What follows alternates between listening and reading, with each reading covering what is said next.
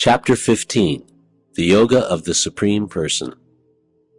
The Supreme Personality of Godhead said, "It is said that there is an imperishable banyan tree that has its roots upward and its branches down, and whose leaves are the Vedic hymns. One who knows this tree is the knower of the Vedas. The branches of this tree extend downward and upward, nourished by the three modes of material nature. The twigs are the objects of the senses. This tree also has roots going down, and these are bound to the fruitive actions of human society. The real form of this tree cannot be perceived in this world. No one can understand where it ends, where it begins, or where its foundation is.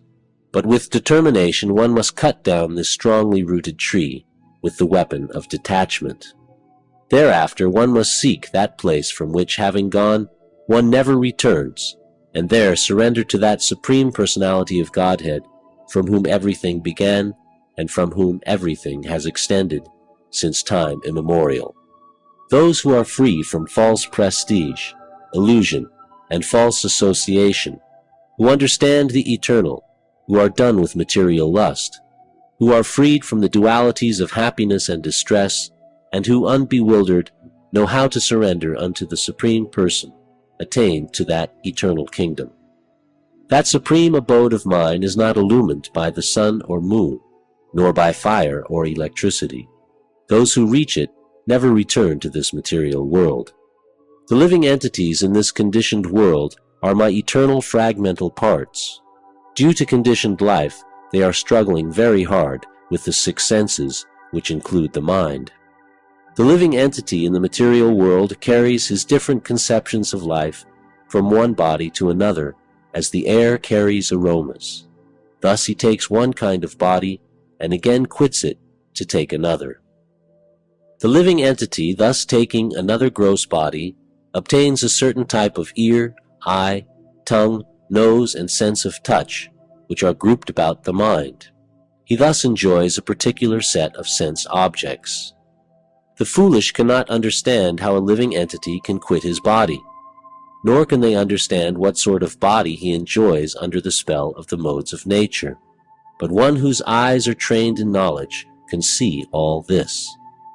The endeavoring transcendentalists, who are situated in self-realization, can see all this clearly, but those whose minds are not developed and who are not situated in self-realization cannot see what is taking place, though they may try to. The splendor of the sun, which dissipates the darkness of the whole world, comes from me, and the splendor of the moon and the splendor of fire are also from me. I enter into each planet, and by my energy they stay in orbit. I become the moon and thereby supply the juice of life to all vegetables. I am the fire of digestion in the bodies of all living entities, and I join with the fire of life, outgoing and incoming, to digest the four kinds of foodstuff. I am seated in everyone's heart, and from me comes remembrance, knowledge, and forgetfulness. By all the Vedas I am to be known. Indeed, I am the compiler of the Vedanta, and I am the knower of the Vedas. There are two classes of beings, the fallible and the infallible. In the material world, every living entity is fallible, and in the spiritual world, every living entity is called infallible. Besides these two, there is the greatest living personality, the Supreme Soul, the imperishable Lord Himself, who has entered the three worlds and is maintaining them. Because I am transcendental, beyond both the fallible and the infallible, and because I am the greatest, I am celebrated both in the world and in the Vedas as that Supreme Person. Whoever knows me as the Supreme Personality of Godhead, without doubting, is the knower of everything. He therefore engages himself in full devotional service to me, O son of Bharata.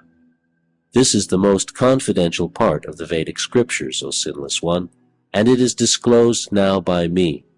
Whoever understands this will become wise, and his endeavors will know perfection.